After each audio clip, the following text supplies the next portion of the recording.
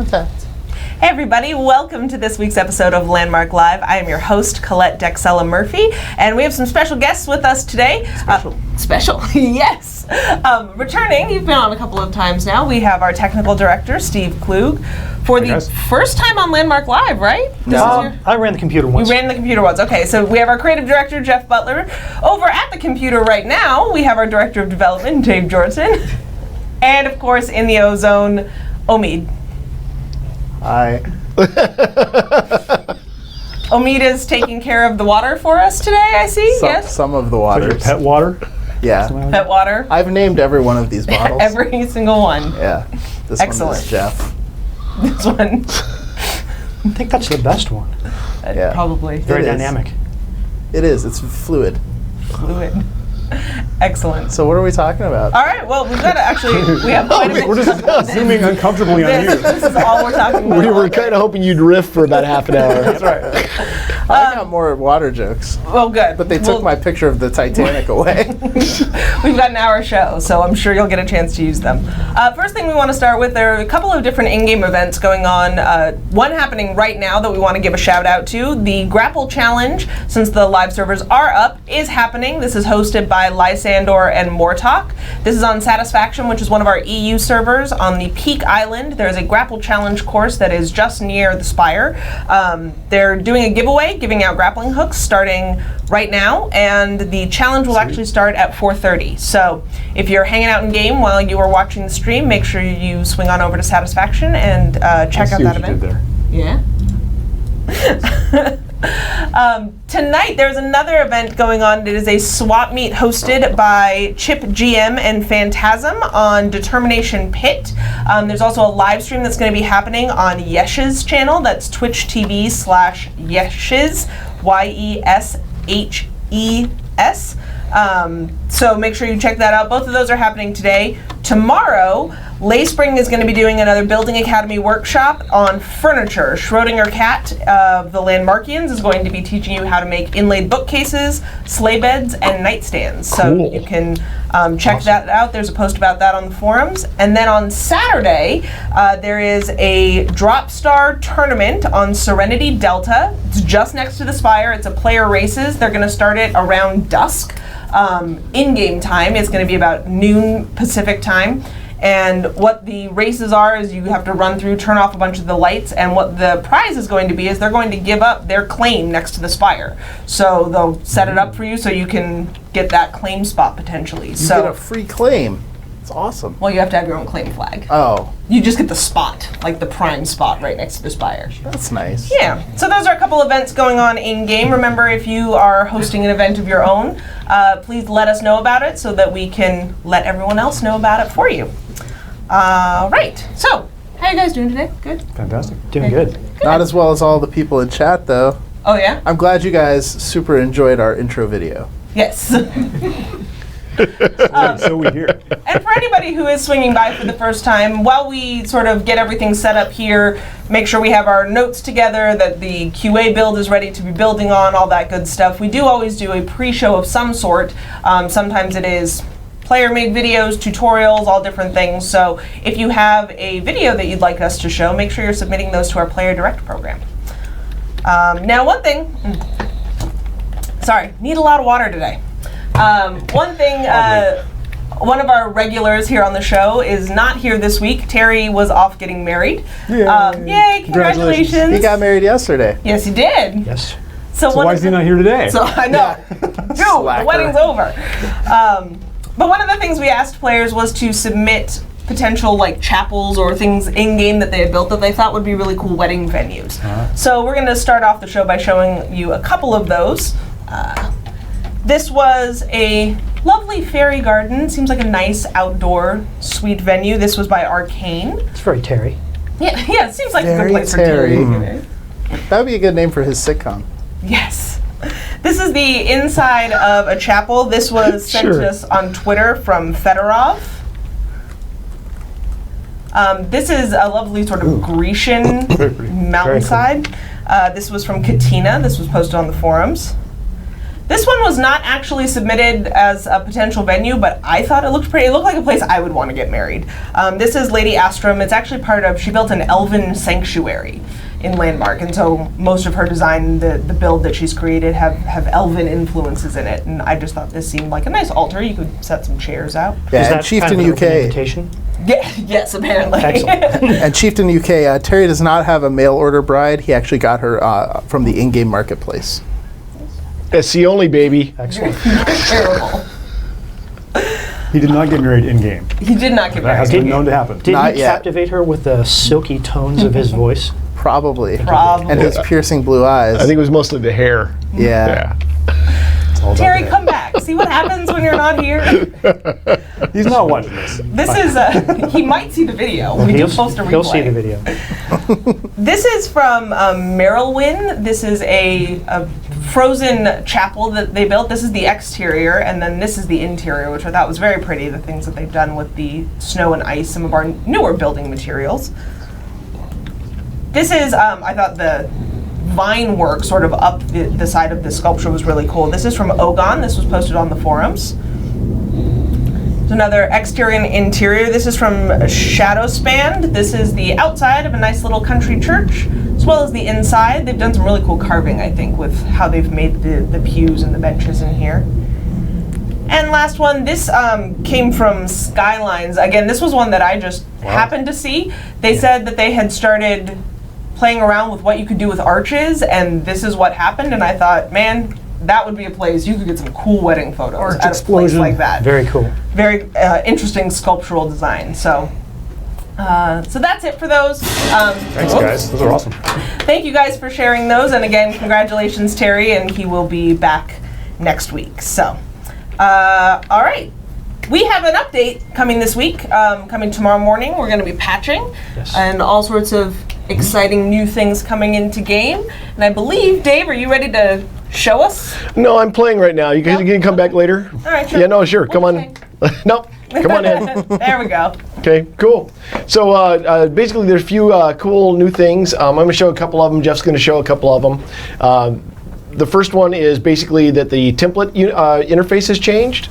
So when you go to save a template now, you can do all kinds of cool stuff like, well, first of all, you pull up a template now by you can just hit T for template. And then when you create a new template, it's going to say, type in your name, which I'll just say test for right now, and then you can take a screenshot of it. To position yourself for a screenshot, you just basically walk over to where you want, position yourself in front of that, take a screenshot, and now when you save your templates, ta-da! When you come into the template interface, you can find that and reference it by the picture, by what the name is. You can see what the primary build-out resource in it is, how many voxels are in it, how many props are in it, so on and so forth. If you inspect that, if it had props inside of it, then it would come up and it would list all the different props that are there, and it also lists all the different materials that you need. So this is a step towards what we want for being able to better control what you're doing with templates. And along those same lines, we now have the gallery.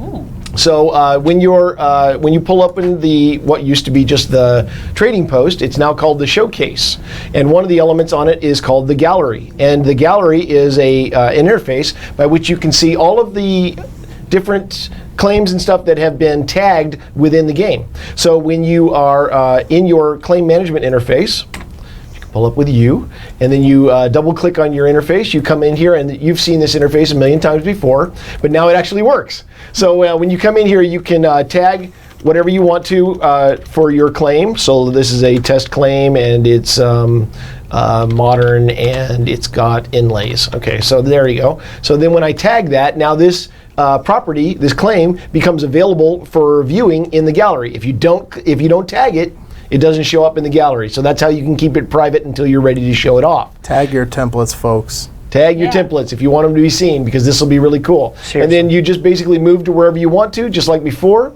when I was showing you the template stuff. Move to where you want, take the screenshot, and then that saves it. Now if I then, because I've tagged it and taken a screenshot, when I open up the gallery, I can look through here and find lab number 7, which is the one I just did, and there's the screenshot. So you can see that it's real time. It shows you the creation date of the template, what world and island it's on, the location. That'll be simplified a little bit before you see it. And then you can also upvote. So when you're reviewing through the gallery and you see something that you like, you'll be like, wow, that looks pretty cool. That's a really intricate castle. All right, it's a couple of blocks. And then you can basically just say, hey, I really like that. And then that upvotes that property and people become more popular. When you're in the list view, you can sort by the number of ratings to be able to see the most popular claims, and then you can go visit them. So this is all basically a way for you to find out the names of the creators for the different claims and stuff that you're seeing, to be able to see a lot of the different claims in the game so that you can become aware of what other people are doing. But more importantly, it gives you a mechanism by which you guys can find each other and then start doing cool co-op build-outs together as we do more and more contests. Awesome. And that's it for me. So this is one way when we can talk a little bit about the Landmarks of Landmark contest that we have going on right now for people to, we're sort of in the build phase, we'll be submitting next week. This is a way that people will be able to look and see different builds, potential entries for the contest, correct? Exactly. Yeah, so looking back at the camera, so when you pull open the gallery, next week, when we have this activated, you'll be able to pull down this search by category, and it will show the actual contest names. So, for instance, right now, there would just be Landmarks of Landmark. You'd be able to select that Landmarks of Landmark name, and then all of the contest entries would show up inside this interface, and you'd be able to browse through them and upvote and be able to visit them, all the things that you'd want to do. So a lot of people I know have asked, how would I find a claim if maybe I don't know if it's an entry or not, or if I want to be able to vote on these. You'll be able to do that now using the gallery. So that'll be a way to be able to see lots of different places. We still obviously encourage you to run around in the world, and actually when you find ones that you love, go visit them in the world. But it's a good way to reference them. People want to know what that sick machine is in the background there. Sick machine? The Science Forge thing. Oh, the Tech Forge. Oh, we'll be seeing more of that that's something in a you're not supposed to see yet. Oops. Whoops. Way to spoil it for Jeff there, Dave. So much for my thunder. Done. That's it. It's coming. What was I going to say? Something about the contests. Being able to skim through the entries. Oh yeah, contest submissions. So next week on Landmark Live, we'll show you how to actually enter your contest submission into the competition. And that's basically going to be the same way that you put templates into Player Studio. But we'll show you those steps next week. So we're not taking competition entries until next week after the update. But at that point, you'll be able to enter and everybody else can see your stuff. But a lot of folks are building right now, and we do have a couple of sort of lingering questions about the competition, and I wanted to address some of those today. And most of them do have to do with the base still.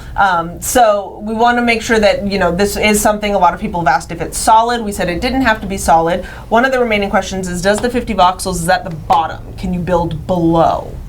But that is the bottom. The foundation has to be the bottom. And we did mention it doesn't have to be square. So if you wanted to do like a bunch of Python pillars or something, or sort of an empty box, that's fine. It's just, remember, whatever the 50 voxel base is, it may be sunk into terrain, so it might not be seen. So whatever part you want to be shown to the world as the landmark needs to be above that 50 voxel base. So Right. It is literally a base. It's the bottom. It's the thing on the bottom. It's the base. Yes, very good. Words are fun. And now, will the gallery is just in-game? Or? Good question. No, we have a web interface too. So we absolutely know that not all of you are going to want to spend all your building and harvesting and eventually combat time looking through other people's stuff. You want to spend your employer's time doing that. But exactly. Yes. That's exactly what I was about to say. But you have plenty of time at work when you don't want to be doing what you should be doing. Or when you're skipping school. So we're going to make this all available on the web interface, and you'll be able to go there and be able to see all the different stuff and browse through it, and you'll be able to see the exchange and the gallery and all those different things as we go forward anytime you want to. Doesn't apply to anybody on my team. You got to do that stuff at home. Right. Right. Landmark and EQN people later. Not you guys.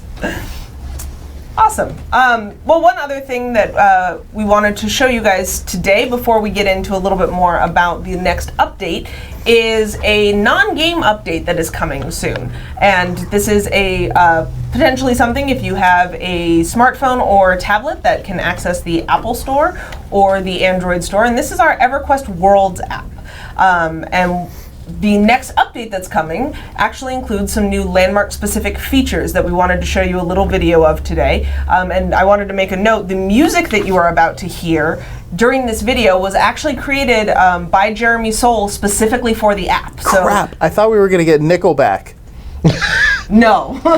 You had to settle not. for a famous Hollywood composer. I'm sorry. Next Sorry. time. Next time. No, Jeremy did a beautiful piece of music, and this is specific to the app, so you need to have the app in order to get this music.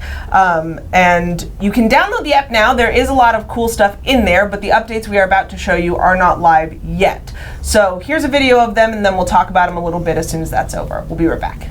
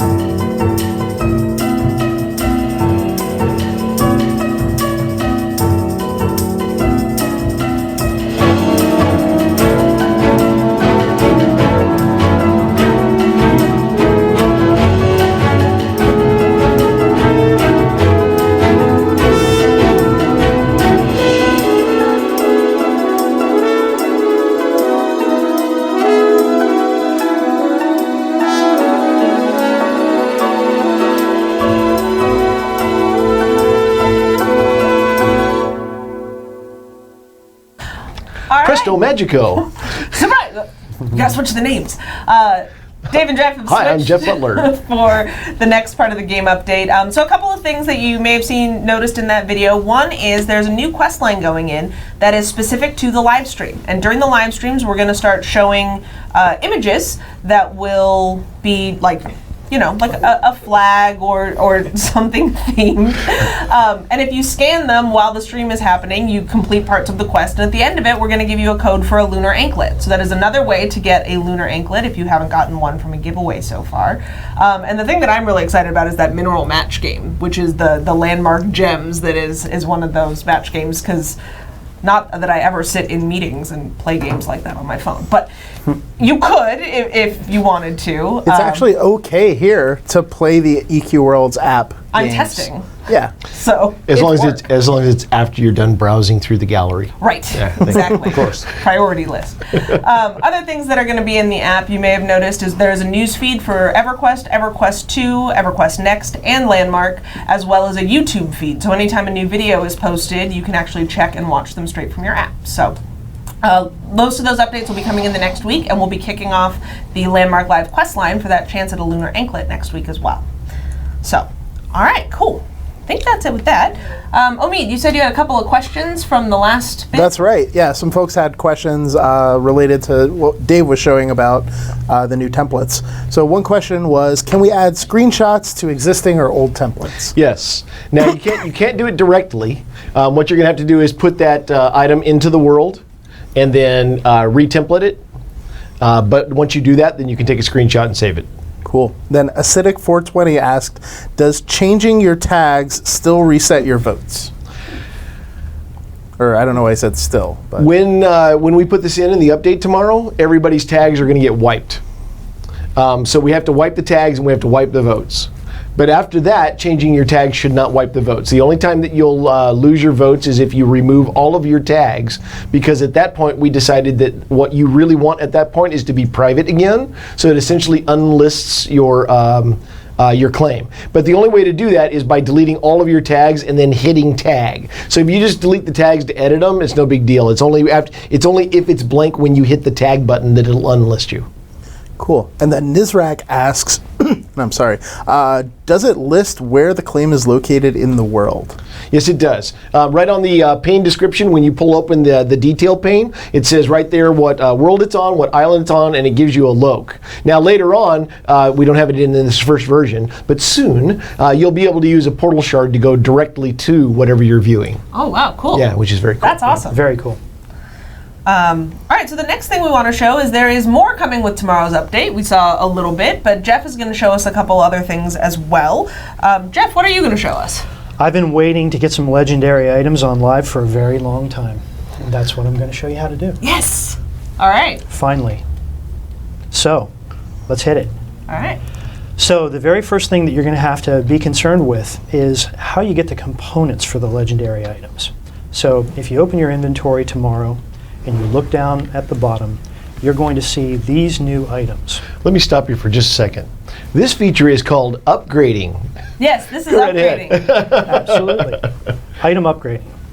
So tomorrow, you'll see these blank spots in your inventory space for the broken talisman, rune idol, cracked rune stone, and drained power source, and damaged artifact.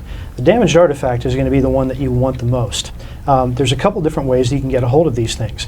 One easy one, you take your pick, you mine stone or sand or dirt, and you have a chance, pretty small chance actually, to have one of those items drop for you while you're just mining through the world. But once you've got a whole bunch of stone and sand and dirt, you can go back to your sifter. Now there's two sifters that are available to you right now. There's the low-level one, which is the crappy one, and the tradesman sifter. Yeah, screw that sifter. Yeah, you know, you're gonna want the tradesman sifter, because the tradesman sifter is the only one that can actually give you the artifact item from the bag of relics that you get. So as you can see, it consumes a certain amount of dirt every time you sift, just like it used to. You want to choose the bag of relics and hit craft. Now, I've already got a whole bunch of them. That's how I got the items that are in my inventory. But you just right-click these, and you get a random roll every time you do for the items. I just got a bunch of broken talismans. So you end up having to sift a lot of dirt, stone, or sand, but we want it to be fun, so you will be able to go through the world, you'll be able to sift your stuff, and you'll be able to get those two most important quality upgrade items, which are the drained power source for superior items and the damaged artifact for actual legendaries. So you take those items, you go to the alchemy station, and you restore them. So in this case, we're going to restore a power source. As you can see, it takes some materials. We'll restore an artifact. It takes 2,000 diamond. Fortunately, I already have that on live. And then, once you've got your items, you come to the tech forge. Tomorrow, everyone will be able to craft this new forge. I think that's awesome. Oh, Yep, definitely cool looking. it is cool. Yeah, that's the normal scale. People would like to know what armor you're wearing, Jeff. What armor am I wearing? It's a secret. Yep, that is a secret. We can zoom in and check it out. Stream over. You can scrutinize the secret. Well, what would a stream about water be without a couple of leaks? Oh, nicely wow. done. Good point. So, do we want to make a legendary? Yeah. No, You don't want to make one? Nobody listens to me. I Yes, don't. we're going to Don't make listen to something me. legendary. I don't care. Just do it if you want. Okay, so you guys remember how to make stuff. You've got your old Mithril pick recipe, for instance. You'll notice as you go through these recipes that they're all about 25% cheaper than they were before, mainly because we want you to re-roll these a few times while you're working on getting the perfect item for your legendary. Now, when we mouse over these individually, see I've got a Swift Mithril pick, and there's a really important little number down there on the bottom, in addition to all the stats, and that's the number of times it can be upgraded. This one, that one's got 4, my Rubicite axe with 5, which is amazing. What's the range? How many can you have? From 2 to 5. 2 to 5, okay. 2 to 5 currently. So if you get something that has 5 slots on it, that's a pretty cool item. That's a pretty cool item. Now, those slots are separate from the actual roll of the item. So, as you can see in this case, I've got a Swift Mithril pick. This one's a Crushing Mithril pick, which is amazing. It's got 12 Discovery on it. This is probably the best pick that I've rolled so far. It's one of the reasons why I kept it for the demonstration. So, you go back to the Tech Forge. You click on Upgrade Item, and it's pretty obvious what to do here. I'm going to take my Crushing Mithril pick. I'm going to drop it in the slot, and Oh, wow. what I see is the unmodified item. You can see all of the slots that are available for me to put stuff in to actually upgrade it. And what I'm going to do is just go through them individually, and we're going to be able to see the results. Before we upgrade it to Legendary, we would have to upgrade it to Superior. So I'm going to pick up the Superior item first and put it in. So you see what it's going to cost me to do the upgrade, but even more importantly, you see the effect. So my harvesting damage increases, my harvesting speed increases, and my harvesting size increases dramatically. Now, I'll tell you, the 12 Discovery also increases, but because we can't actually modify that stat with any of these runes, we didn't display it for tomorrow's patch. But I think you're going to see that stat and how it's going to change in the update soon after this. Even though you can't affect that number, we still do want to show what's going to happen to the value as you go through the upgrade process. So this is the most important item of all, the Legendary upgrade. And watch the numbers pop when we drop it in. Nice. Huge difference. Nice. So if we had a 2-slot item, that would have been all I could do. If I wanted to upgrade that item, I'd hit Upgrade Item and we would be done, right? But But we can also slot various runes. So we've got the Vast Rune Stone that increases harvesting size, and we've got the Swift Rune Stone, which increases the harvesting speed, which is actually the one that I might want to use here. So I've got all of those 4 slots that I can fill because the quality slots do not take up space. okay. Okay. Now, I can't actually make my Crushing Mithril pick because I don't have enough of the items underlying to craft. Tease. Yeah. Yeah. But this is Good what way I to would end torture up yourself. with. Yep. So you can see the stats. Now, when I press Upgrade Item, if I had all of my gear, I would have a Legendary Crushing Mithril pick. So you will get what you see. Yes. It's WYSIWYG. Yep, you get exactly what you see. And that's one of the things that I want to demonstrate. So I decided I didn't want to waste my, let's say, my only restored artifact on my Mithril pick because I know I'm going to be chopping more wood. I'd rather upgrade my Rubicite axe, Okay. Okay. Crushing Rubicite axe. So I drop it in. Again, I drop in the quality. You see it jump. And this time you see more slots because this is the one that has the 5 upgrades. Exactly. It has 5 upgrade slots. Now, you'll see that the largest slot in each one of the queues is the only one that's sized. It basically means you can't take the runestone and drop it into any of those other slots. You've got to work on these first. So I want axe speed. It's all I care about.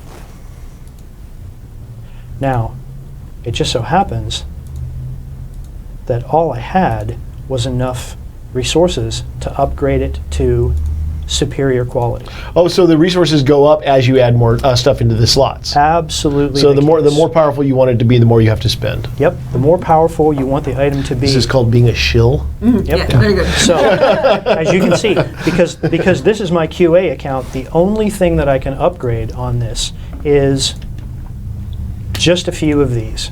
I think if I put that in there, I might pop over. I'll also notice when he adds upgrades to those that the available slots on the one above it decrease. go down. Exactly. This is going to work for existing items too, or just new stuff? Good question. Very good question. Just new stuff. So you've got your existing items, whatever roles that they've had. So if you've got a legendary previously, it's still a legendary. None of that stuff changes.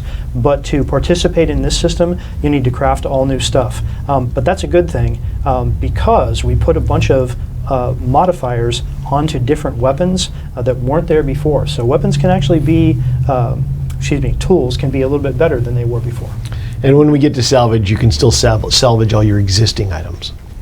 So will you ever find an item that's legendary, or do you always have to upgrade into legendary? You once you are able to find items in the game, you will definitely be able to find better than green stuff. Me, personally? Yes. Awesome. Well, maybe not you. That's, yeah, because I'm usually really unlucky. You have to be able to Flag your play. account There's or some special something. code that we have. Yeah. So there's another hugely important thing to know about the upgrade system, and that's while I don't personally have enough resources on me to upgrade this item to legendary, that doesn't stop me from doing what I want to do today. So I can choose the appropriate available choices to me. The Swift Runestone, the superior upgrade from the restored power source. I can jump from 89 harvesting speed to 122 with all the stuff, and I can go ahead and upgrade because I can go back later on and continue to upgrade this item. I don't have to do it all at once. Not only can I upgrade this item later, I can also remove any of these upgrades. You do lose them if you remove them, but I can remove any of these upgrades other than the quality ones later on. So if I decide later on, after I've talked to Dave, that harvesting speed was the wrong way to go, let's say it was my mistake and I should have gone with damage, I can just remove those runestones later on and replace them, in this case, with harvesting damage. So I'm going to go ahead and upgrade my item and see what it turns out to now. It should be exactly what we saw. What you see is what you get. So now I've got a crushing rubicite axe, which is pretty uber. As soon as I get the materials for my restored artifact, I can go ahead and upgrade it to legendary status. That's very cool. Nice. Yep, and you can do this with all of the tools. So we No, it is good that you are here to prompt him, though, because I hadn't seen this system yet, and I'm just sitting here like, I want to go play. I'm not thinking of questions. You have to stay. Yeah, this is going to be really exciting once we have the merchant stuff and the market stalls and everything like that, because as people craft these really, really cool items, they can actually start selling them to each other. Very nice. yes. Well, this isn't all of the new crafting system either. No, not even close. Imbuing and salvaging and what's And the other one? reinforcing. Reinforcing. But those things are coming a little bit later, right? Oh, they're coming as we go. Yeah, Okay, yes, so- yeah. So you can see They're here. being worked on. Yep. Here's a powered pulverizer that I made. Here's the exceptional version with all harvesting size bonuses. And here's what happens when you slot in the legendary. Wow. Pretty uber. So the original, 370. The final product, 662. Yes, I'll have that, please. Yes. Seriously. So you know what I'm going to be doing tomorrow afternoon. Yeah, no doubt. For sure. Making holes out of mountains. Welcome to what life is like around the office after patch day happens. Yep. I've got 500,000 dirt people. ready to sift. Yeah, good point. for maybe that side of the table. We'll be talking tech in a second. Yes. We don't want to talk about that aspect. Oh, hey, did you want to? Are you done with the upgrading stuff? That's pretty much everything. Show the in a mail nutshell. interface then too, because we upgraded the mail interface. Oh, I do not have. Oh, we don't have a mailbox, huh? We do not have a mailbox here. But Well, you'll just have to take it on faith that the mailbox has been. Are we close to the? I might be able to find you a mailbox. Let's see. Oh, at the hub. Okay. Yep, there might be one at the hub. There should be. Now, this is one of our really old hubs, so Yeah. it may not have a mailbox, but I think I see one. Cool. There we go. One thing that people are asking is, if they find a legendary item, will it still have upgrade slots?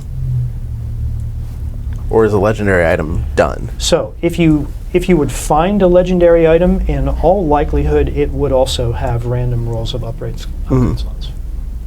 Unless it had rolled and filled all those slots on its own in some way, shape, or form.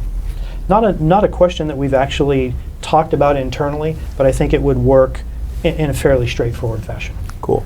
Yeah. So it's beta. We're still figuring out the system. Questions. Yeah. Yeah, Stumping the designers. I think Sweet. I'd like to see people with some room for customization and growth even in the items that drop for them, and not necessarily be locked into, oh, congratulations, you got the legendary flaming sword.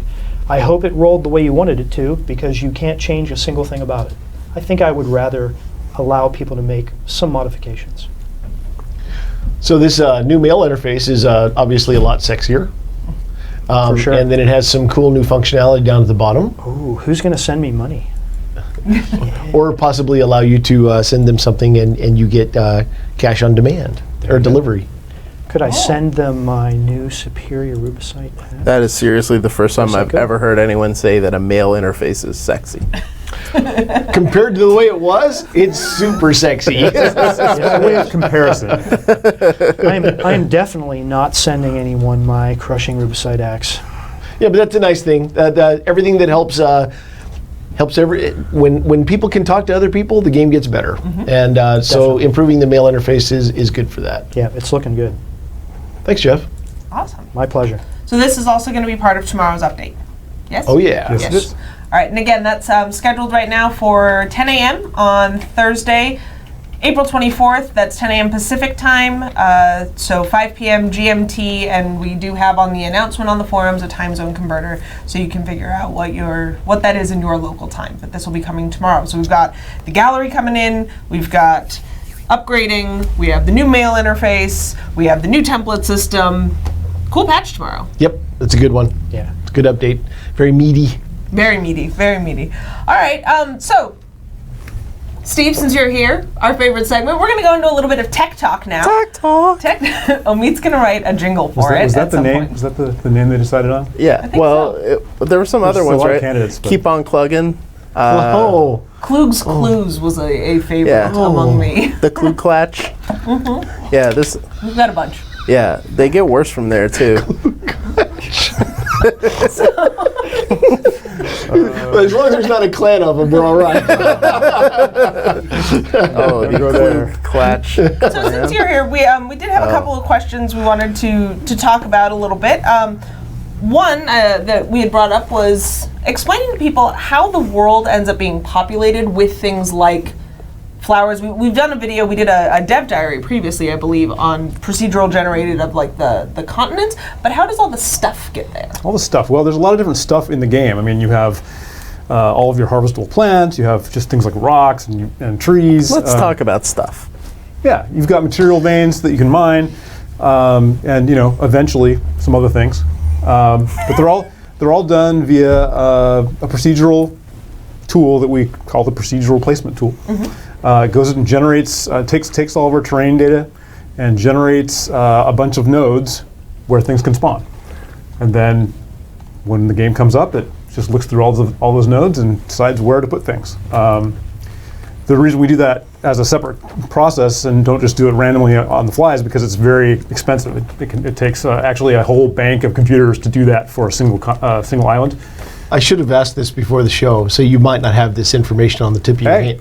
But do you have any idea how many like mineral veins there are in the world and how many plants and trees and stuff are in the world? So a typical island right now, without caves. This is going to get answered. Awesome. Now, without caves, we're running between 50 and to 70,000 plants and boulders and we call props on a given island. That's potentially going to get higher, as you would imagine, once we have caves. So that's actually one of the interesting technical challenges we have is for putting caves in is how do we process these many thousands of objects. Land volume. Yeah, it's that pesky third dimension multiplies things a lot. So material veins are handled in a similar fashion, but they're actually generated with it's an algorithm. It's a steering algorithm. It's actually comes from an AI type of system where when you're generating the material veins, you actually start with something, and then it has rules about where it crawls, and it is almost as if something is tunneling, and it leaves a trail that then we store as a material vein. That would be a really cool slow motion video. And Yeah, now, we don't animate it. It's all done sort of in a process. Yeah. And then we have controls that we can do, for example, that say this type of mineral only appears in this type of biome. And a biome is what we call things, like we have the tundra biome and we have the jungle biome. So we can restrict where certain material veins appear, and then we can also say we would like these to appear near the surface, or we'd like to only have them appear subterranean. When caves come along, we'll be able to say we want them to appear near caves, that sort of thing. Interesting. Cool. Now There's that a lot of data goes through on the this. servers to track all that stuff. Now that I am thinking of the veins as actually like living, going after them with a pick is gonna feel a lot different. Like Kill them. It's almost Kill like the ore. hacking the copper. Kill the Bad ore. ore, bad ore. Could we make it so that the ore cries when you hit it? Yeah, it weeps gently. Gives a last little gasp when you get that last little piece out of the vein. Or Weeping ore? I have a pick that causes a near nuclear explosion every time it mines. just don't build winged statues out of weeping ore. Oh no! don't Yeah, do no, that. that would be bad. Bad. So one of the things we wanted to talk about, and this is actually a player question. This was sent in by Arian, but I think we should bring it up now. Is what are some of the technical hurdles the team has overcome since Alpha to get us to where we are now? Since Alpha, let's see, when was Alpha? Oh my God. It feels We've like done a lifetime so ago. much since Alpha. Certainly the caves and water systems that you guys haven't seen, haven't gotten your hands on yet, are some of the big systems that we've been working on. But there's been a lot of other things that we've done, especially in the area of subtle cues going on here. A lot of things that we've done with optimization. We had some dramatic improvements in terms of how quickly the terrain gets generated when you move around. And we will be working in the future on trying to make that work better on dual cores. We still have some issues on dual cores, so our min spec has gone down to an i3, but it still needs to be at least dual core hyper-threaded. Go down to just 2 cores without hyper-threading, it still has some issues, so we're definitely working on that. If anybody didn't realize it was down to dual core hyper-threaded, that's because we didn't change the verbiage on the site. And the reason why we didn't change that is because there's no easy way to check. Yeah, how do you tell people? Yeah, it's hard to see whether or not your system is hyper-threaded or whether it's just dual core. And so, like, if you don't know, we didn't want to try to figure out a way to tell you. So, but if you do know and you have a hyper-threaded machine, you can use it. Right. So people really want to know more about water, and they're just demanding water. Could you maybe slide that into the Okay, frame? here. Look, water, Perfect. water. Please There you go. continue. This is not representative at all. I'm sorry. It's just How many voxels does that How many represent? voxels? That's about 2. If you guys can guess how many voxels are in Water. this bucket. Like, some other technical challenges. One of the most interesting problems I think that has been worked on is specifically for caves and how to actually populate them with these props that we've been talking about. So how do you take things underground and fill underground spaces with them intelligently so that artistically they look good, and so that the designers are also satisfied with the how often rare plants and harvestables spawn and things like that. That was actually quite challenging, and that's pretty much complete now. We just need to complete a bunch of other things for caves. It's looking very good. One of the big technical things that I remember in recent months was the LOD quality improvements. That was a big difference for me. Oh, and the gears are almost never seen anymore because of the improvements they Right. made in data transfer. Yes. That was partially data transfer and partially the generation speed, as I mentioned before. But that brings up a good point. We also did do a lot of improvements in data, the amount of data that's being sent. So presumably, eventually, we'll lower that min spec as well. Yeah. Though, obviously, if we allow bigger, larger things to be built, more data will be sent. So. which hints at another question, and I guess we can bring that one up.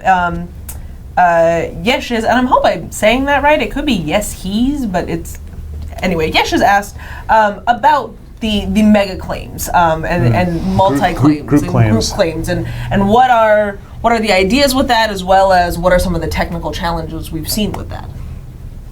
Well, we definitely want to allow it. I mean, we're going back to it. It's just a matter of making sure that the user experience is not horrible. I mean, when we got to experience the Mega Claim during Alpha, and those guys built the Fatality group built that. This is a great experiment. Lethality. Yeah. God, lethality. Sorry, guys. Really good experiment. Lethality. It was a fantastic experience. In fact, we even preserved it so we could use it for benchmarking. But it was pretty clear that the frame rate was pretty low. Right. Many people were in the single-digit frame rates when they were going through that area. So we have some optimization work we want to do before we start allowing that, because otherwise people are going to think the game is awful when they're just experiencing it for the first time, and we can't really let that happen. So we're going to go ahead and through it and make sure that that's a better experience before we start allowing it. And for anybody who maybe didn't hear about this when it happened during Alpha, what this was is this was the ability, it was through a bug, which is good. That's another question, is people want to know how bug squashing is going. It was a hidden feature. Hidden feature. Hidden feature, where people were actually able to connect their claims and multiple claims to one another. So people have asked, like, when can me and my friends connect claims together? When can we have larger spaces of claims? And that's part of what we're looking at with the technical issues, is we want to be able to do that, but there are things to consider on Yeah, I mean, the original structure for claims being spaced out how they were was specifically to address the performance concerns. We didn't want to, flood your computer with these millions of polygons that they have to display, so that people that don't have super uber, gamer machines wouldn't be able to walk in those areas without stuttering and chunking, things like that. So obviously, the more we can improve the performance of the engine, the more we can allow those bigger structures. Right, exactly. So we know, we heard a little bit about the process of caves, and we've sort of been joking about it a little bit, that there may be something else that people are waiting for, something. Oh, come on, let's stop teasing them. Let's show it. All right, and there's no sound, so we can go ahead and talk over this if you guys want to explain what we're seeing here. Wow, that kind of looks like water. Oceans. So what we're seeing here is oceans. This is our first phase of water deployment that you will be seeing soon. Not tomorrow. Not tomorrow. Still have a few issues we're working out. So this is not fully dynamic water. This is static water, so the water does not move. There's no simulation of water flow. But you still get a lot of flexibility, even given those constraints. As you see here, when you carve away the dirt, the water fills in. Right now, hey, it's over. Go ahead and play it again, if you would, please. Okay. Yeah. People probably want to see that some more. It's so pretty. I can just put this on loop on like my screensaver. Yeah, right now you're seeing it at accelerated time of day, so that you can get a feeling for different lighting conditions, what happens. Yeah, exactly. Yeah, I really like how the moon plays off of it. Yeah. Really sweet looking. Very romantic. Yeah, talk a little bit about what we're doing with the bowl of water, because they're going to figure that out right away anyway. They'll definitely see that. So because it's static, the water doesn't move. We had to make some decisions about what happens when you dig near the coast. We wanted you to be able to dig near the coast and have the water sort of follow you with the holes that you're doing, but we also didn't want that to happen forever all the way inland. Otherwise, it would totally ruin caves, because you dig down, all of a sudden you have ocean. So what we ended up doing right for now is we have this. The ocean is actually shaped as kind of a bowl. So as you move inland, the ocean water will recede down into the depths. So eventually, if you dig deep enough, you'll actually see sort of this wall of water, which is a little odd, but it's not too bad. So in this game, if you say sea level, you mean at the coast. Yes, yes. And obviously, doing fully dynamic water is something that we would love to do, and is something that's being researched and developed, as we speak. But that's a ways off. So we're putting in water so that we can make the coastlines a little bit more desirable. Because right now everybody just sort of tends to cluster around the hubs, and we'd like to see some of that real estate be used. Now, I don't know if you could notice in the video, but the way that we generate the water for the ocean, it actually generates islands. So so you could that's have pretty cool. On the top of your own private island if you claimed the area. Right, exactly. So some of the other interesting things about the water, probably in the first phase, when we first release oceans, we won't have swimming in game, and because that's going to come later. So we're still not 100% certain, but we believe that you will not be able to go under the water. So you'll be sort of, everybody will get Messiah complex, and they'll be able to just sort of Special powers. walk over the water. Insert religious joke here. Yes. This is to begin with, right? You're To not. begin with. Yeah, that's not what we're going to We didn't want to wait to give you oceans until we had all the mechanics of swimming in, which is actually a fairly complicated piece of tech. So we want to make sure that swimming feels right, and that all the cool animations are in, and all the transitions between water and swimming on the surface, swimming under the water. Make sure that we can have harvestable plants that are under the water only, that sort of thing. We wanted to get that fully working before we put water in the game, but we wanted to give you those nice views. Yeah. Now, one of the benefits of what we're doing right now is that when we put in oceans, we don't have to wipe. Right. So about that, there will be, if you have a claim on the coast or near the edge of the current drop-off, which I guess you could call the coast. If your claim is on sand with shells in it. Yes, you may end up having to move your claim after we release oceans, or not if you want to claim that's underwater. But the problem is that since you can't go under the water, your claim may be inaccessible for the most part. So Right. I think that's a relatively small number of people, but you should be able to move it just a few hundred meters inland and get a nice beachfront property. Global warming, man. Global warming. That's right. The glacial calving is horrible in our world. Yes. Awesome. And so again, this is not coming with tomorrow's patch, but this is your first glimpse at it, and it is something. So will Oceans, and now Oceans is phase 1 of water, yes? Right, correct. Okay. Awesome.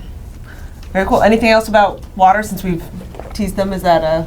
Well, okay, so we talked about phase 1. So the current plan, nothing changes, is that phase 2 will be the ability to actually place water, just like you can place other blocks. Water voxels? Water voxels. Water Still will not be dynamic water, but now you'll be able to, when that happens, you'll be able to actually make pools, things like that on your claim. I suspect that we won't release that until we have swimming working, so that you can actually Swim make in a your pool pool. and then have it something. I want to make microvoxels of water and watch them ripple and move as the Yeah, bar. I know you've been talking about that. No guarantees. No reason why not. It's just different shader. Got to try it though. I got to mess with it. I'm sure players will find all kinds of crazy ways to use water materials that we never thought of. That's a guarantee. So one thing people have been using in place of water that I've seen a couple people do to make ponds and stuff is using the prop glass because it's not that reflective. So since we said voxel water is coming, will voxel glass be coming too? This was asked on Twitter. Yes, we do intend to put voxel glass in the game. It'll have the same look and that the current prop glass does. It's absolutely mandatory because I'm going to do a live stream where I'm a mime and I'm just running into the glass Over and over for again. like 4 hours. It's going to be awesome. Wow, drinking tune in for scotch. that, folks. Yeah. Drinking scotch and running into the glass. That's all he's going to do. Well, we have auto run, so I'm not even going to have to do anything. That's going to be huge for our French viewers. Yes. Yes. Oh, and our friends from Quebec. Sure, yep. Don't want to forget Quebec. Don't forget them. Is that where all the mimes are? Quebecois. Apparently. I don't know. I'm just, I don't know Marcel, much about mimes. right? That's I the don't only know one much anybody about knows. Awesome. All right, Omid, did you have any questions? Any more jokes about your water bottles? New People names to have- give them? Everybody think it's pretty? Many Pretty? questions about water. I can't imagine that they would have questions Yeah. about water. Also, my battery is dying. I know everyone cares. Yeah. In my What do we do laptop, if we can't it's get kind of access to shady. it? So rip off some questions. Yeah. So one thing people want to know is, will you be able to claim water or claim in the water? You have to claim on ground. Correct. So that means that you can claim, you can place your claim partially over water, or if you had a claim that was flooded. in the So I great- in assume the great next flood question of- they're going to ask is, Well- what percentage of ground do you need in your Well, claim? I mean, everybody knows by now that your primary claim has to touch ground. Okay, so that's going to be the case with water also. So you could place a primary claim and it could be completely underwater, but currently you would not be able to get to it. However, if you can touch a little bit of it, you can make an add-on claim above it and keep working up until you had a claim that was And it'll above be a the little water. bit tricky to actually place it with the water because the the interface for placing the clams is the little indicator will sink below the ocean level. Yes. Sure. So it'll be tricky, and it's not fully supported at this point, but I'm sure that there's If you really want to do that, now keep in mind that because when you empty out terrain voxels right now with the water, there's currently no tool that we have to place air there. I'm sure they'll probably find some way of doing it, but so That's the sound of the whole audience going, challenge yeah, exactly. accepted. But Paced with basically, you can't hollow out an air space under the water at the moment. So, right now everything is leaky. So if you make a deep tunnel or something into the water, it's going to have water in it. You won't be able to build a submarine or something under the water, even though you can see under it right now. It's semi-translucent. But to be you won't be able clear- to live there right now. But to When we be have- clear, you keep saying right now. And Yeah. So is the intention over time? Yeah, absolutely. That's what I was Yes. just going to say. So when we have the ability to place water voxels, we'll also have a bucket tool. And then you can start moving water around. Right. Yeah, because people want to build, I don't know what you call them, those boats with the fan on them that are in the bayou? Houseboats? Those Is that what things, those yeah. are? Fan boats, yes. I think is what they're Fan called. boats, yeah. Swamp boats. Swamp boats. Swamp yeah. boats. for swamping. Gentle Ben was the show, the TV show? No, it wasn't Gentle Ben. It's one of those. Yeah, that's the one with the bear. Yeah, yeah. And We're our We are PR showing manager. our nautical knowledge. boat thingy with fan. No, it That's was like what it's called. Bugsy and the Fall Guy. Keep fingers That was the show. out of thing. Next question? That's it. You could That's all certainly, everyone you wanted to could, know. yeah, you could probably build something on the surface of the water at the moment. It's just when you go under, it's We expect to see things like drill rigs, for instance. We expect people to take their ships that they've built fairly, Oh, heck maybe even yeah. tomorrow. I mean, we'll see pirate ships off the coast tomorrow. Sure, we've already seen airships, right? So- Absolutely. Well, and we've seen sort of abandoned, some really cool won't see them tomorrow. abandoned pirate ships. you said tomorrow. You won't see them tomorrow. This is not being That's released true. tomorrow. Yeah, we should clarify that, right? Yeah, again. Water is not happening tomorrow. No, It this is was your happening preview. soon, But soon. but it is not happening tomorrow. Yeah. So, I mean, a couple things that we like to do with this show, because, we recognize that if you're here watching this, you super duper care about Landmark. And so we want to tell you what's happening appreciate today, what's happening tomorrow. And we love you. Like, we love that you care this much. But, today and tomorrow is super important, but as soon as we can show you something, we want to show it Want to you you, to right? see it. Like this water video, I honestly hadn't even seen the video before the show, and that's fine because I knew it was going to be awesome. Yeah. But that's how quickly we're moving and how quickly we want to show you stuff on this show. So also make sure that you follow this channel so that you get updated every time that we do one, so you don't miss any cool videos like that. Yeah, Or you saw any- the caves video last week. Yeah. It's way better now. I mean, the way the caves Moves are fast. way better now. Yes. And that's also coming soon. Ish. Not as soon. Not as soon. So Yeah. And actually, next week is the video from Terry's wedding night. It's going to be a No. little gross. Stop. So that is a good point, though. We are going to see No. oceans which don't require a wipe before we see caves. Correct. And we have said when caves go in, that will require That a will wipe. require a wipe. And to be fair, Clean wipe. So, when we say it doesn't require a wipe, there may be people who are out there on the coastline, and I think the density is much lower than it used to be in Alpha, but there may be people out there on the coastline who wake up on patch day and find their claim underwater or partially underwater. Hopefully those people will be able to move and get a really advantageous spot. But But before we push it out there, we will be offering flood insurance via Station Cash. good call. just blame Hurricane No, Omid. Hurricane Omid hit. That's what happened to your claim. Now you have to move. Yeah, blame Omid. Hashtag blame Omid 2014. Okay, so again, not tomorrow, but we will see oceans first, and that will come before caves. Both are coming soon. And we'll nail down the dates a little bit more when we update the blueprint later this week. yeah, I was gonna say, do you want to talk a little bit about that? And when I say later this week, I nice mean sweet- probably nice the segue. very end of the week. Because I'm still working on it pretty hard. Saturday But- night. Yeah, Saturday night, 11:59. Yeah, Stay in line between Saturday night and Sunday deadlines. morning. Yeah, actually, before dawn on Sunday is still this week. Because, it doesn't count. Dev time is What- if what- you haven't what gone time to zone? bed. Yeah, You exactly. haven't- If the sun hasn't risen where I'm sitting, and I can sit in some pretty dark rooms. No, it's coming. The blueprint update is coming, and it'll have a bunch of horrible date things on it, so that we're painted into corners and feel horrible about stressing about getting that stuff done. Goals are good.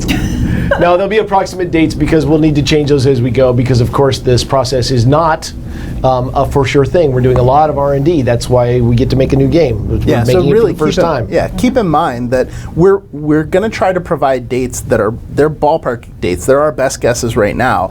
We're doing that because honestly, like the number one question we get in the chat is when are caves? When are water? When is water? When are these things? And we recognize that you guys desperately want to know, and we want to tell you as much as we can. We want to get them to you just as much as you want to use them. So yeah, absolutely. But remember, in 3 or 4 weeks, when we've said water is going to be or whatever, and we miss that date, that we're doing our best and we're trying to get there. Right? These are approximate dates, and we're all working towards them. So yeah, we're giving you these dates because we understand how frustrating it is to ask for the same thing 20 days in a row. I mean, it'll make anybody irritated. Eventually, you're just like, why don't you answer me? So we're giving you some approximate dates so that we can kind of set your expectations and you can understand where things are going and when you should expect to see it. But we might miss by, like plus or minus a few days here and there. Or a few weeks. Or a few weeks. If we shift priorities, that'll change the dates. Well, one of the things, you even said this week that I think you guys have seen this as part of this process. Upgrading, we had some fine-tuning to do, which is why we didn't patch this morning, because we wanted it ready to go out, and we wanted it to be part of this week. So that's why that interface is slick. And that's a good interface. Gorgeous. And that's why we're doing a Thursday patch instead of a Wednesday patch. So we'll try as best we can as well to keep you guys updated when those dates are shifting. But that's part of the reason that it is approximate, because we've got stuff that needs to get done and work to do. And Chad is right. Every time we miss something, it is Steve Klug's fault. Usually. It is Omid's fault. Hashtag in all fairness to Steve, he's been super heroic, and from a design standpoint, we ask more of his team and him than I've ever asked of any team of coders in my career. So the fact that they've been able to pull this off, make this technology work for us, allow us to swim, have an ocean, to be able to dig through the world down 2.5 kilometers, all that stuff is just amazing. It's absolutely true. But it's never Steve's fault, and because I know that he's watching, I just want you to know, it's always Ryan Shannon's fault. He is the deletionist. That is true. Oh, I hate that guy. Love you, Ryan. Never gonna live it down. Oh, man. Wait, what did he do? He hit the wrong button once, and we're never going to let him live it down. So we do have some more questions. Sorry, guys. We do have some more questions that we want to get to, but before we do that, there is one more build that we wanted to show. This is actually a normally we do a feature and we'll show a lot of different builds, but this is one that stood out to me. It was in our weekly showcase. This is actually a thread in the player showcase that Voidlust has been starting every week, which I very much appreciate. Thank you for doing that. Seriously. Awesome. It's really cool, and players go in and post lots of screenshots, and this one jumped out at me. This is from, let me get the name right, Daystars. This is on Confidence Pit, and this is one of the things we've been talking about is how much variety we're starting to see in the types of genres people are going for. Wait, so this Confidence Pit? Yeah. That sounds like a sad place to be. Well, it's It where sounds this like everyone's really confident. And really, you should not. If you can build like this, Confidence Pit is not a state of mind to be. It's not at all like building on Satisfaction Knob. It's Right. We got rid of that island. Okay. That's a dead island. It sounds like where Bane was born or something. Confidence Pit. Quite possibly. So this Where I is was born. a science fiction build that Daystars has created, and I just wanted to show a set of the screenshots of this. Doing some really cool stuff with the microvoxels and the inlays, just incredible detail that they're bringing in. I love the use of the lumicite. Lumicite is a great sci-fi material. Seriously. I'm surprised at how much I love the lumicite. Pretty in the game. multi-purpose.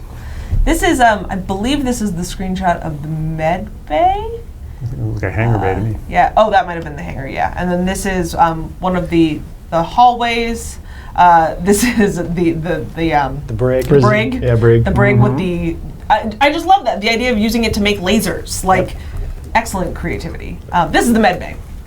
Very nice. And yeah, really cool work with Nice. a lot of the techniques we've seen so far. So In the future, they have wireframe graphics. yes. Yep. That's one of the claims that's really worthwhile to actually go visit. Yeah, and it is, I believe if you actually go to the weekly showcase, I think it was from 2 weeks ago, so beginning of April, I believe he had a picture of the map of where he is located on Confidence Pit, so if you want to go check it out. In person, Definitely. you can That's do how that. I found it. But as of tomorrow, you can surfacing on the. as of tomorrow you can look on the gallery and find nice. it. Awesome. All right, so we have a couple more questions.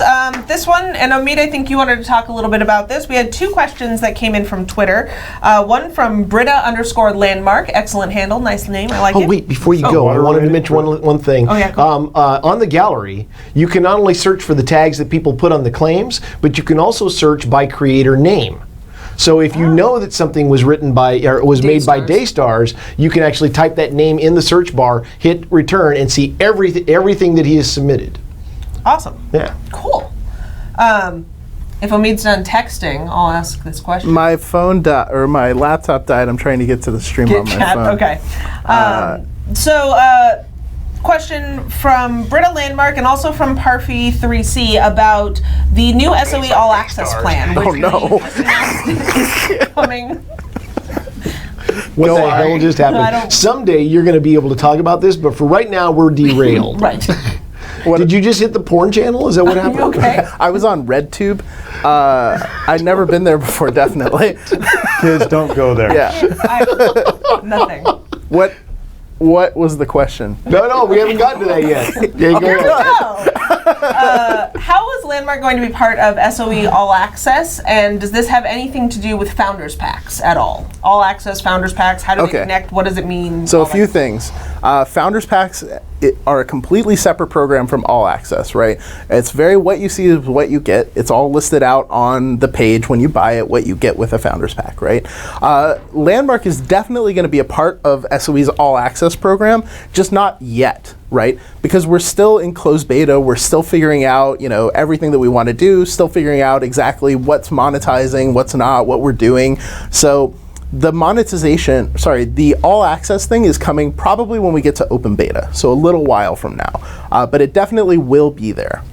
And so if any of you don't know what the new All Access program is we used to have memberships individual to our games. You could be a gold member in EverQuest 2, you could be a gold member in EverQuest, you could have different memberships in PlanetSide 2 and DC Universe Online. Now it's all one membership. If you pay for the membership fee, and it's $14.99, you get the membership level access to all of our SOE games. So that is actually set to launch next week on Tuesday. And what that comes with is different features depending on which game it is. So there's extra benefits that come from being a member. Some of the benefits include you get 500, a claim that you can make for 500 station cash a month. You can get 10% off, I believe, marketplace items. We'll get to the benefits later. So yeah, there's a lot of cool stuff coming that's just generally part of All Access, and what's coming with Landmark will be announced when Landmark is included. So it's planned, but it's not right now, and it is something that is separate from Founders Packs. At the same time, it is something that's optional. It's really cool, and there's a lot of good stuff, but our games in the portfolio are all free to play. So if you don't want to pay for the membership, you don't have to, and you can still access the games and have all sorts of cool stuff. Yep. So, all right, this one. It's like a really cool perk package. Yes, exactly. This one is a question about templates. Is it possible to allow us to paste templates in one type of material rather than the materials it was when we saved in, such as a checkbox where you could put a template down and say, never mind, paste this as stone or paste this as dirt? I certainly think that could be done. We just have to schedule it. It's been. I don't know discussed who would this- do that. I discussed this briefly with Dave before the live stream, and we thought, hey, that's it's a pretty good idea. So maybe Yeah, there's a bunch of good ideas. we on have a our lot list. of things that we could do with tools. We could dive into that hole and spend the next few years working on tools, I suspect. But Yeah. we have to balance it with the other things on our plate. But it's definitely a good idea, and I think it's definitely doable. It's not a commitment that it's going to be in like next patch or anything. No, but it is a good point. And Jeff, I know you and I have discussed this a little bit. There are a lot of really great threads on the forums that come up with suggestions and things, and a lot of Absolutely. times questions that we may not get to on the stream or maybe don't have time to post in the threads on the forums, but they are ideas that are spawning internal conversation. So questions like that. You guys have a lot of could we great do ideas. this paste as a different material? And we spend no small amount of time going through all those ideas and making sure that, that we are aware of them, that we include them in our plans where we can. Way back in, you're talking about this particular feature, way back in the original first version of the tools, which is radically different than what we have now. But there was a cool feature where you could like use there was a paintbrush-ish kind of tool there, and you could actually say, only change this particular material while you were painting. That's something we'd like to get back in. It might actually be a little bit even more useful than the one that we just talked about. Excellent. All right. Oh, we are way over time. Omid, is there anything, did you manage to get back into chat or no? No, I'm watching some videos now. Oh, cool. All right. Forget that guy. Red tube. So, I'm just going to ignore them and just talk to you guys. Hi. All right. After this stream, and they may have actually started already, Visionary Gaming is going to be streaming on his Twitch TV channel. That's twitch.tv/vizgaming. So if you want to keep watching cool landmark stuff, you can swing over there and see what's going on. Omid, did you want to talk about Friday? Oh yeah, also happy hour Friday night. Come on out. Yeah. Omid tweeted it. We're gonna be like a few people hanging out in San Diego. If you're in town, if you're nearby, where are we going? I don't know. Okay. Follow Omid on Twitter, and he'll. That's going to be a very surprised bar. It's gonna. Well, so we're gonna go to Stone Brewery in Point Loma. They just opened it up. And the reason that we chose it is that it's crazy and huge, and they can just take a bajillion people, and they have bocce ball. If you like bocce ball, like you can play bocce ball, you can hang out with us. I don't know, we're just gonna hang out. Yeah. So come by if you want. I was like, It'll Omid be cool. tells me this at like 10 a.m. and I think by 11 it was on Twitter, and I'm like, okay, so massive party in San Diego. Here we go. Massive. Also, if you love sushi, there's a great sushi place right next door. I highly recommend it. Prepare for Yes. Comic-Con type numbers. Yes. Literally Kick it off dozens early. of people. Literally of people. So anyway, if you happen to be in town, you can swing by for that. And the last thing, as we say goodbye and head out, there is a new feature happening on EQHammer.com. They're doing an Extreme Homes feature, and they've been putting out a different themed video every week. This week's video is creepy themed, creepy houses. And so we're going to show that video as we say goodbye, but make sure you check out, this is the landing page at the bottom of the screen, the other builds that they've done, and Shaylin has also been posting on the forums different themes that they're looking for the coming week. So if you want your build to be potentially included in one of their videos, you can check that out. All right, anything else from you guys before we say farewell? Please keep posting screenshots of all your builds. We go through those screenshots every single week. We love the work that the community's been doing, and we look forward to seeing more. The competition submissions will start next week. I can't wait. Prepare for that day when there's a patch and then you'll be able to die. It's coming. Yeah. I would ask Omid if he has anything to say, but no. All right, so here's the video. We'll see you guys next week on April 30th, and don't forget, it's the beginning of our build submission. Patch tomorrow at 10 a.m. We'll see you guys later. Bye now. Bye. Y'all come back now, you hear?